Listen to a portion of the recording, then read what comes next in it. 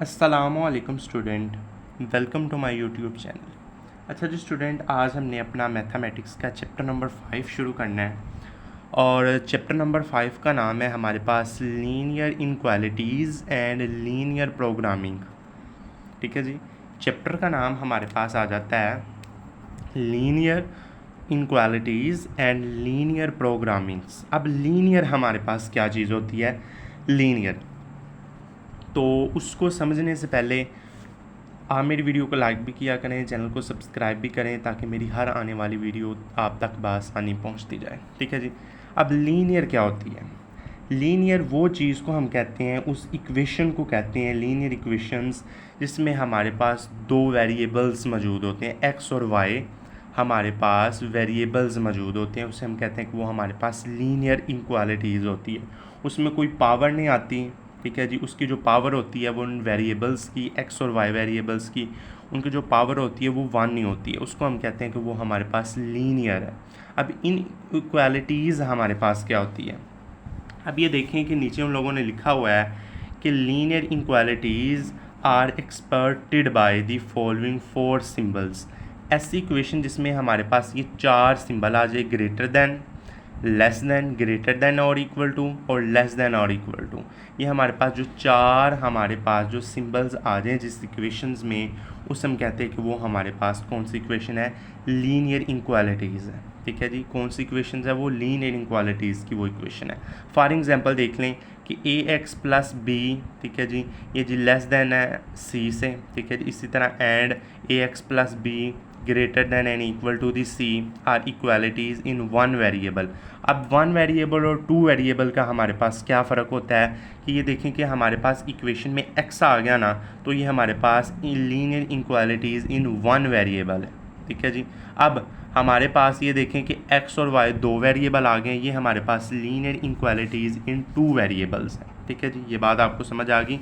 जिस इक्वेशन में हमारे पास एक वेरिएबल हो उसे हम कहते हैं कि linear inequalities in one variable, और जिसमें हमारे पास एक्स और वाई दो हमारे पास आ जाएँ वेरिएबल्स, उसे कहते हैं कि लीनियर इनक्वालिटी इन टू वेरिएबल्स।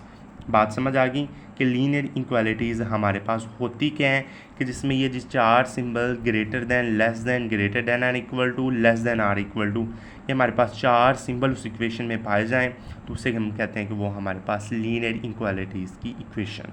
ठीक है जी। और इसे हमारे पास 1912 में हमारे पास से लेकर 1986 तक रूसी है।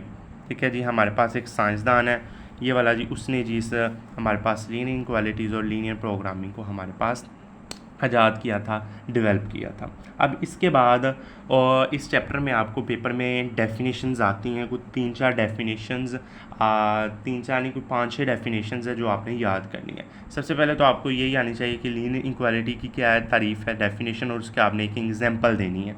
अब इसके बाद अगली जो डेफिनेशन है वो हम देखते हैं कि वो कौन कौन सी डेफिनेशन है। ठीक है जी, तो वो हम देखते हैं अगले। चलें जी। अब ये आपको सामने वीडियो में दो ग्राफ नज़र आ रहे होंगे। अब ये ग्राफ आपने बनाने किस तरह है? जब ये हम क्वेश्चन को हल करेंगे ना, तो मैं उसमें जब क्वेश्चन हल करेंगे तब ये मैं बताऊंगा कि इन ग्राफ्स का मतलब क्या है, उनको बनाना हमने कैसे है। ठीक है जी, तो जब वीडियो में हम क्वेश्चन करेंगे तब हम इन्हें बताएंगे। अब नीचे आ जाता है कि इसमें हमारे पास इसी एक्सरसाइज 5.1 में हमारे पास एक क्वेश्चन आना है, कॉर्नर पॉइंट या वर्टेक्स। ठीक है जी, कॉर्नर पॉइंट या वर्टेक्स।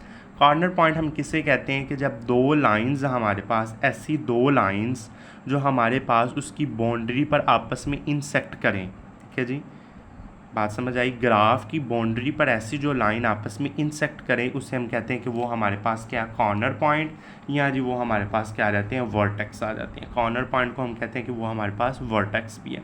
तो आपने एक ये डेफिनेशन करनी है कि कॉर्नर पॉइंट हमारे पास होते क्या हैं। ठीक है जी, कॉर्नर पॉइंट वो पॉइंट्स होते हैं जो हमारे पास ग्राफ या रीजन, सोल्यूशन रीजन वो हमारा होता है कि जहाँ हमारा सोल्यूशन लाई करता है। वो जब क्वेश्चन हल करेंगे तब आपको डिटेल से समझ आएगी।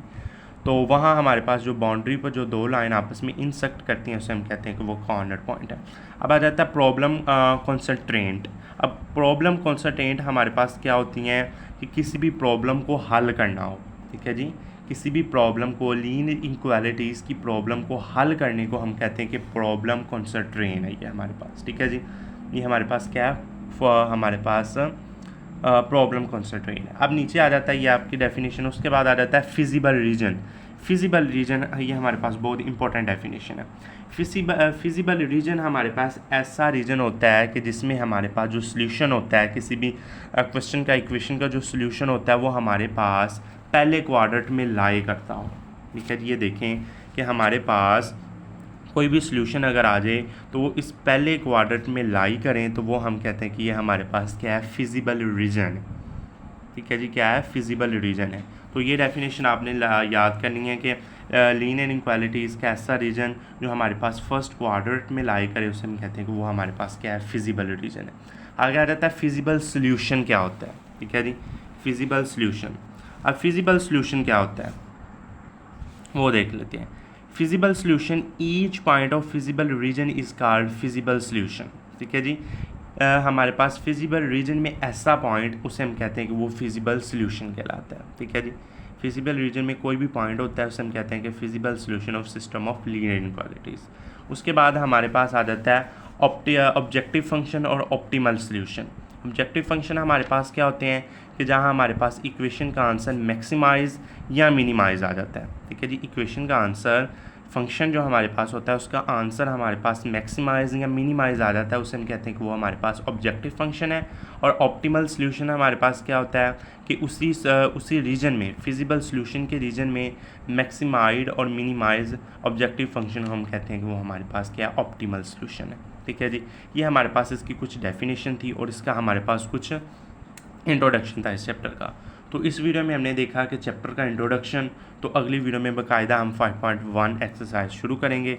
तो इस वीडियो में इतना ही, इंशाल्लाह अगली वीडियो में आपसे डिटेल से मुलाकात होगी। तो अल्लाह हाफिज़।